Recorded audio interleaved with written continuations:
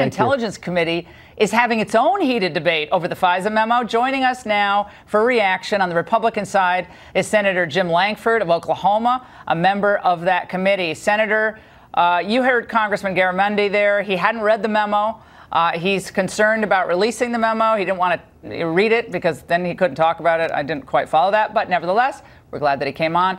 Your view on this situation now, because the Democrats are saying Republicans now are anti-FBI and poisoning the whole kit and caboodle with their integrity and character of the agents.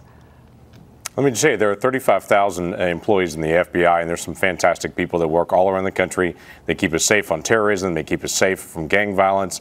They work exceptionally hard in cybersecurity. There's some fantastic folks. But it's very clear there are also some people that were in headquarters that we have text messages of back and forth that worked in the Hillary Clinton email scandal and then were hired on to do the Trump investigation by the special counsel that clearly had biases against President Trump and were trying to support Hillary Clinton in the campaign. There's no question about that. So this is not a challenge to the 35,000 hardworking men and women keeping us safe in the FBI. This is a challenge to probably people they are frustrated with that are in headquarters that are not following basic FBI code and procedures.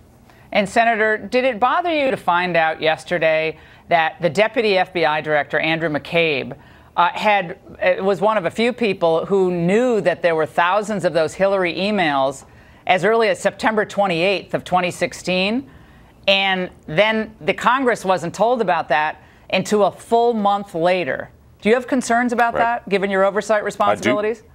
I do have concerns. I do sit on the Intelligence Committee and on the Homeland Security Committee, both of them having oversight there for the basic functions of our security and our intelligence. That is very serious. Anytime you get evidence and you sit on that evidence for a long period of time, and then once it's exposed and Jim Comey knew about it, then they frantically went through it in a couple of days to be able to work through that.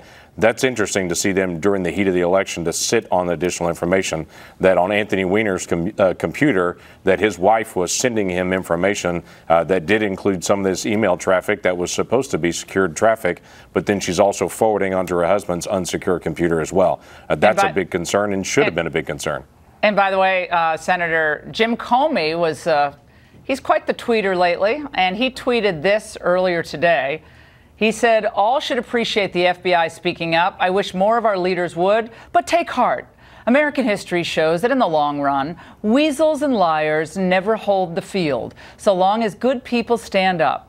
Not a lot of schools or streets named for Joe McCarthy." Your reaction to that?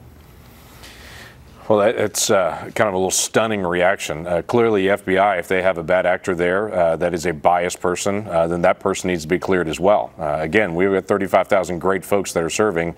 We need to continue to honor their service as well. And it was interesting. I heard a comment that the congressman had made before saying nothing has been done to prepare for that. That is absolutely not true.